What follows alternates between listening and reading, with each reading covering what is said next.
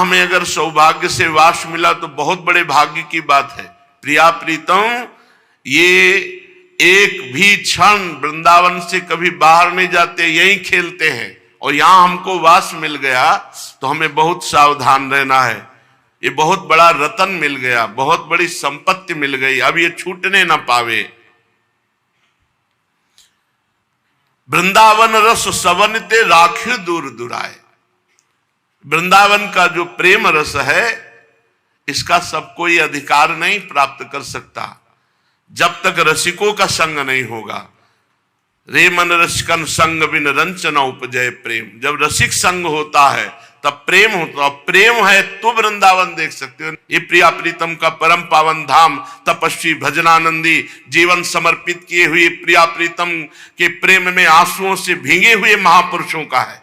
वृंदावन बहुत गुप्त महामहिम, इसमें जो वास कर लिया, इसमें जो रहने से रह गया, प्रिया प्रीतम जो दुर्लभ तत्व हैं, जो राधा तत्व श्री कृष्ण तत्व का आत्मा है, रहस्य है, वो प्रकाशित हो जाता है।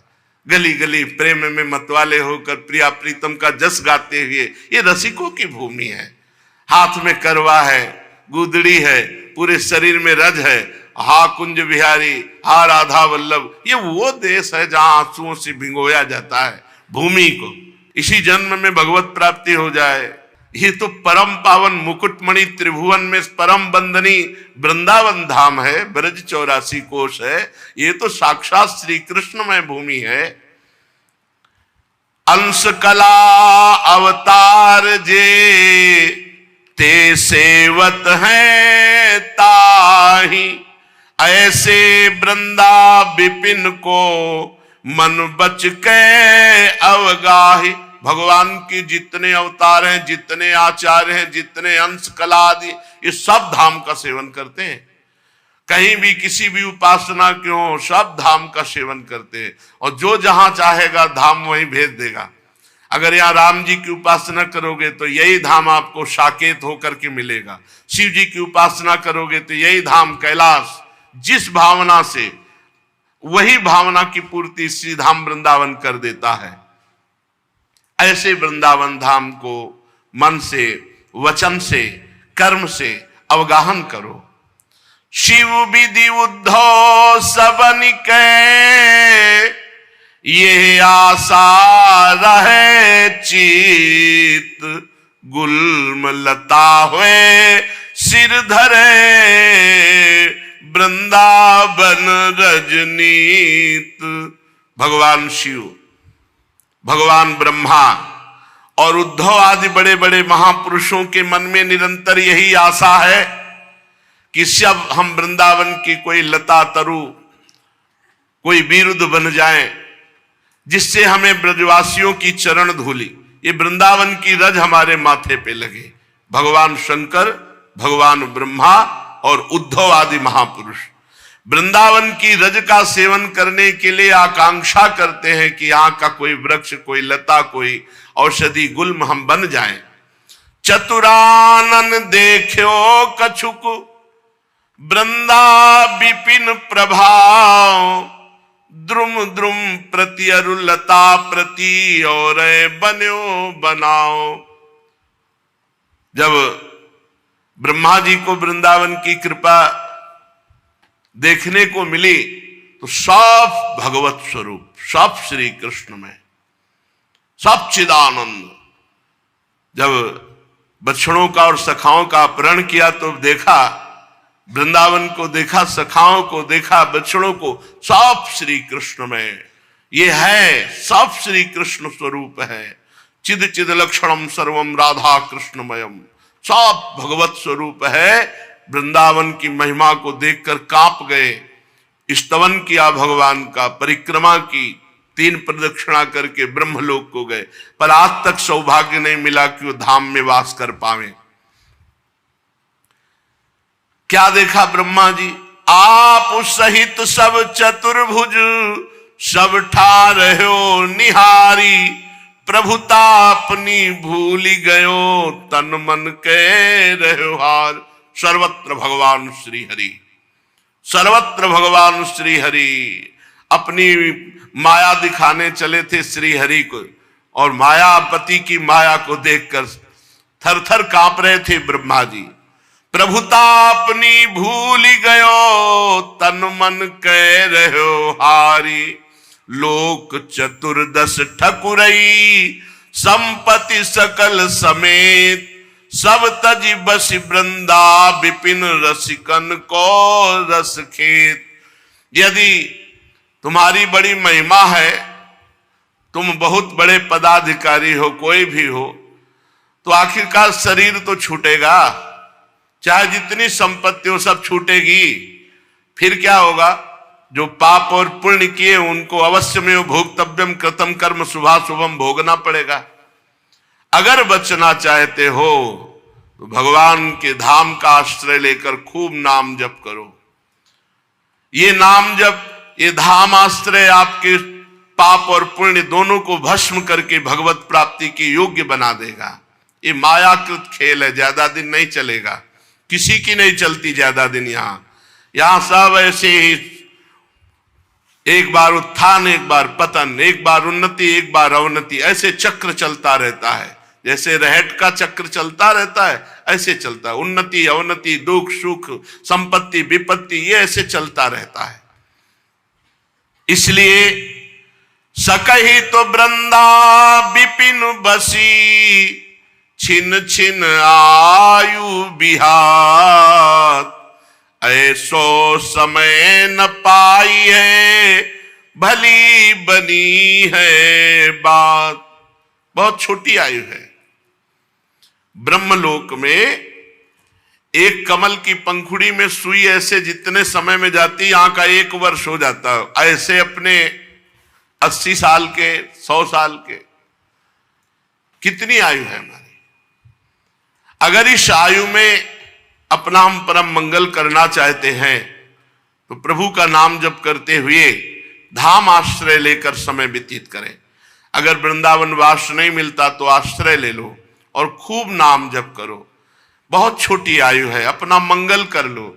भोगों में मंगल होने वाला नहीं। यहां सब समेट के मर के चले गए, नाम रूप सब मिट गया। रूप तो जला ही दिया जाता है और 4 दिन की बात रहती, फिर इसके बाद कौन किसको याद करता है? कौन? एक से एक चक्रवर्ती सम्राट हुए, इतिहास में लिखे रह गए, कौन किसको याद करता है? इसलिए अपना काम बना लो। छाड़ी स्वाद सुख देह के, और जगत की लाज। मन ही मारी तनहारी के, वृंदावन में गाज। जबान का स्वाद छोड़ करके, देह के सुखों का त्याग करके और जगत की लोक लज्जा का त्याग करके सीधा वृंदावन वास करो। मन को मारना होता है धाम में, तन को समर्पित करना होता है। मन ही मारी तनहारी के, मन को मारना। चलो वहां घूम आवे, वहां देख आवे, उस तीर्थ हो आवे, या नाना प्रकार की भोग वासनाओं में मन जाता है तो मन को मारना पड़ता है। मारना बड़ा कठिन है। मन को मारना का मतलब मन की उमंग तरंग आई, जिस भोग के लिए उसको नहीं भोगना। मन की तरंगों को मारना ही मन को मारना है। मन की विषय जनित तरंगे जो उठती हैं उनको रोकना ही मन को मारना है। मन को निर्विषय करना ही मन को मारना है। मन मार्या तन बस में कीना, हुआ भरम सब दूर। जे भी मन की विषय वासनाएं नष्ट हुई, ये अज्ञान नष्ट हो गया कि भोगों में सुख है। इसलिए मन ही मारी और तन हार के। जैसे जुए में तन हार गए, दांव में लगा दिया द्रौपदी जी को, अपने को भी लगाए हुए थे, तो कुछ विरोध नहीं कर सके पांडव। ऐसे हम कुछ विरोध नहीं कर सकते। अब वृंदावन चाहे महलों में रखे, चाहे झोपड़ी में बास दे, चाहे सुख दे, चाहे दुख दे, चाहे अपमान करावे, चाहे भूखा रहे, चाहे हलवा पवावे, बिल्कुल जीवन वृंदावन को समर्पित। मन ही मारी तनहार के, वृंदावन में गाज। वृंदावन में रहना, मन को मार करके और तन को समर्पित करके। वृंदावन के बसत ही अंतर जो करे आनी, तिहि सम शत्रु नौर को मन बच के यह जानी। वृंदावन के वास में जो विघ्न डाल दे, रुपया पैसा रिश्तेदार नातेदार कोई भी, वो अपने प्यार में या अपने आकर्षण में हमें वृंदावन से बाहर ले जाए तो उससे बड़ा दुश्मन कोई नहीं। वृंदावन के बसत ही अंतर जो करे आने। वृंदावन जिस दिन प्रथम दिन प्रवेश हुआ था वो याद है दिन, पता ही नहीं था क्या कौन कहां कैसे कुछ नहीं। केवल तीर्थराज प्रयाग में जब 1 महीना रुके थे, जब कुंभ पड़ा था तो रासलीला देखने के लिए जाते थे, तो ये रमण रेती शब्द याद था कि वृंदावन में कहीं रमण रेती है। तो मथुरा में श्री ठाकुर जी ने ही हमको वृंदावन भेजा, हमारे पास अर्थ तो था ही नहीं, बिल्कुल ऐसे भगवत व्यवस्था से। तो जब मथुरा में वो जो ठाकुर जी विराजमान है, जन्मभूमि केशव देव जी, तो जे ही पट खुले तो पूरी रात जागरण करके और भाव में एकदम चिल्ला के रोना हुआ। पहली बार जे भी प्रायः दर्शन तो भगवान विश्वेश्वर विश्वनाथ जी के ही, बस इसके बाद पहली बार कहीं श्री विग्रह के दर्शन, ललित त्रिभंगी मुरली मनोहर ठाकुर जी की। और वो वेश जटाजूट वाला और अरुण वस्त्र भगवा वस्त्र, अब वो प्रभावित हुए रुदन देख करके वहां के जो, तो अंदर से तुलसी दल माखन मिश्री माला, ये जे ही वो प्रसाद मिला तो और रुदन, क्योंकि वो एक अलग दशा होती है जब प्रथम। अब वहां तो पैसा चढ़ना शुरू हो गया हमारे, कोई 100 कोई 50, भावुक जनों का देश है। चल दिए तो इससे और पुजारी जी प्रभावित थे। एक वयोवृद्ध थे, वो आए, कहाँ से आए हो बाबा? तो कहा काशी से। कहाँ जाना है? वृंदावन में कहा? रमण रेती। हाँ रमण रेती। अब हमें क्या पता कि रमण रेती गोकुल वाली रमण रेती। तो उन्होंने एक टेम्पो पे बैठाला, वो अटल्ला चुंगे पे उतार। एकादशी का दिन था, परिक्रमा चल रही थी। तो कहा रमण रेती कहाँ है? उनका कौन सी रमण रेती? 2 रमण रेती है। अब तो संशय में पड़ गए, हम तो केवल रमण रेती जानते। बोले ले चलते। यहाँ आके उतार दिया। ये जो चौराहा है भगवान दास चौराहा जिसे कहते, यही अपने सुनरक वाला, बोले यही रमण रेती। तो ये इतनी भीड़ कहाँ जा रही? बोले परिक्रमा हो रही वृंदावन की।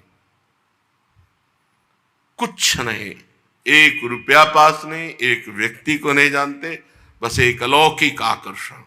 आप देख रहे श्री धाम वृंदावन की शरण में हुए तो आप देख रहे वृंदावन कैसे वास दे रहा है। किसी के भी बहकावे में आकर की आपकी व्यवस्था हम वृंदावन वास की कर देंगे, आप दिल्ली आ जाओ, आप अमुक जगह आ जाओ, आप अमुक व्यवहार नहीं।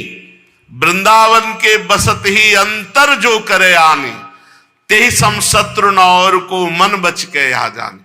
उसके बराबर कोई शत्रु नहीं जो हमें वृंदावन से बाहर कर दे, चाहे रुपया हो, पैसा हो, मित्र हो, कोई हो। ये नियम लेना चाहिए, ले लेना चाहिए नियम, नहीं तो धोखा हो जाएगा। सेवा कुंज में रोज सोहनी सेवा और वृंदावन वास, और कुछ आए बाहर के जन, उन्होंने कहा कि अब जैसे पास बैठने लगे, प्रियता दिखाने लगे, तो बताना ही, उन्होंने बताया कि हमारी 500 शुगर है, ऐसा ऐसा। और वह बाबा आप चलो ना, हम अच्छे डॉक्टरों से दवा करा देते हैं। अब ये लोग तो जानते नहीं, संसारी लोग, कि हम कितना बड़ा अहित कर रहे हैं। अगर इनके प्राण छूट गए बाहर तो हिसाब किताब हम थोड़ी दे पाएंगे। वृंदावन के जीव को बाहर इसीलिए नहीं ले जाना चाहिए, वो कहे भी तो नहीं ले जाना चाहिए। वो ले गए और वहीं शरीर पूरा हुआ। जब सुना हम कि अमुक का शरीर वहां पूरा हो गया और बहुत अंदर क्लेश हो। यद्यपि जो प्रियालाल के हो कहीं भी तो प्रियालाल संभालते हैं, पर चूक हो गई ना। तेहि सम शत्रु न और को मन बच के यहां जाने। शरीर तो छूटना ही है, जिस घड़ी छूटना होगा उस घड़ी छूटेगा, जैसे छूटना होगा वैसे छूटेगा। हम वृंदावन नहीं छोड़ेंगे। वृंदावन छुड़ाने वाले को सबसे बड़ा शत्रु मानना चाहिए। एक बार तो घर आ जाओ ना, 10-5 दिन रुक के चले आओ। उसी 10-5 दिन में शरीर छूट गया तो नहीं। तुम्हें आना है वृंदावन धाम, आओ हमसे मिलो, दर्शन करो बिहारी बिहारी जी के, तुम्हारा सौभाग्य, हम नहीं जाने वाले। ऐसी निष्ठा रखनी चाहिए।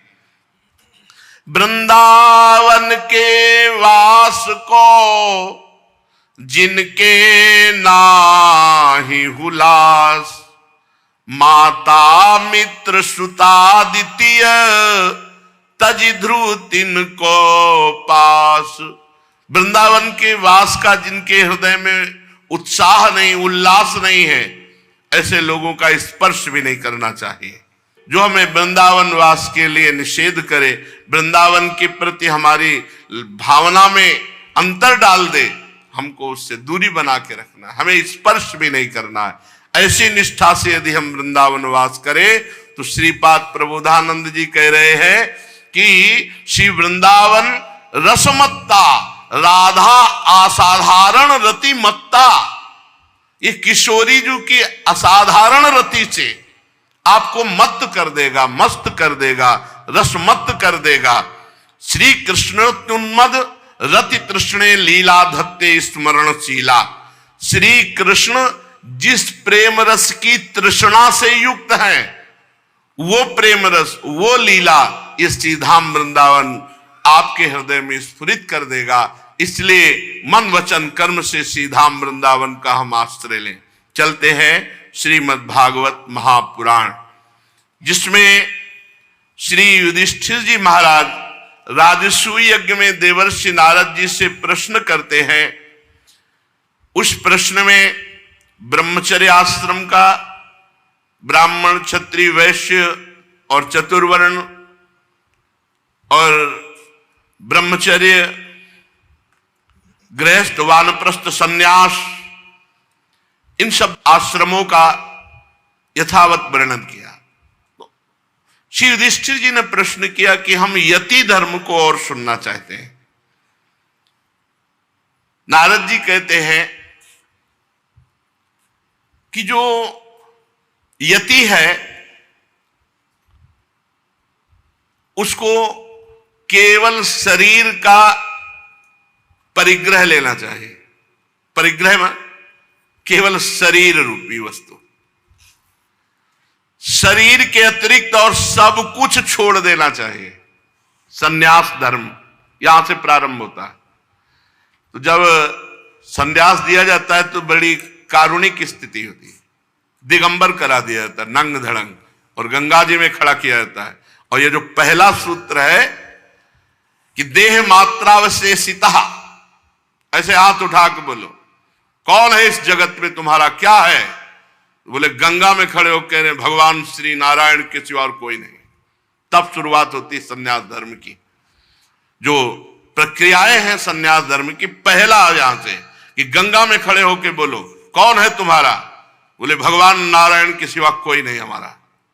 अब यहां से संन्यास प्रक्रिया फिर शुरू होती है उसकी। तो शरीर के अतिरिक्त सब कुछ का संन्यास ले ले। फिर किसी व्यक्ति से अपनापन नहीं, सबके प्रति समान भाव। यानी कि घर वालों को देखा तो खिल गए, इसका मतलब तुम झूठ बोले थे गंगा में खड़े होके कि तुम्हारा कोई नहीं, तो अब कौन है तुम्हारा निकल आया संसार में, अब कौन निकल आया? ये बहुत कठिन है, बहुत कठिन है। विरक्त संन्यास ये बहुत कठिन है।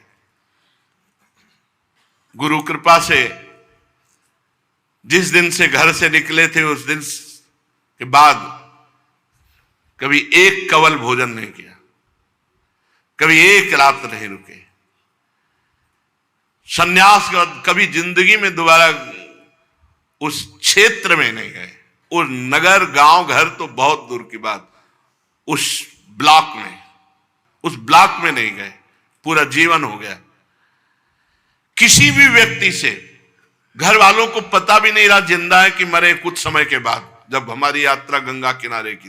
ये तो वृंदावन में पता चला उनको कि हाँ है, नहीं तो पीछे गंगा की यात्रा, काशी की वास, यह कहीं किसी का कोई फोन की सृष्टि तो बहुत कम समय में हुई है, और गंगा किनारे कहां फोन, कौन फोन। किसी भी व्यक्ति से अपनापन नहीं, सन्यासी का पहला लक्षण। किसी भी व्यक्ति से अपनापन नहीं, किसी वस्तु से अपनापन नहीं, किसी स्थान से अपनापन नहीं। गुरु कृपा से ऐसा ही सन्यास धर्म भगवान की बड़ी विशेष कृपा रही कि कभी झोला नहीं रहा कि उसमें 2-4 अचला रखे हैं। एक अचला पहने, एक लंगोटी पहने हैं, एक कमर में लंगोटी है, और यहां एक अचला ऊपर नहीं, एक ही अचला, 2 लंगोटी और एक कमंडल, बस। सर्दी गर्मी बरसात वैसे ही एक स्थिति में रहना। संन्यास धर्म बड़ा कठोर धर्म है। हम कभी रोए हों ऐसा कभी नहीं, कभी भाव आ गए और रो गए, कभी ऐसा नहीं हुआ, कभी नहीं। किसके प्रति रोए, कभी ऐसा नहीं है। एक गांव में एक रात ठहरने का नियम लेकर विचरण करें। पूरे गंगा किनारे भ्रमण में एक बार एक गांव में गए थे। वर्षा हो रही थी, सर्दी का समय था, शरीर एकदम सांवला पड़ गया कि अब लगा कि रात्रि काटने के लिए कुछ गर्म जगह चाहिए, नहीं तो हो सकता है कि अब हम कल सुबह चल ना पावे।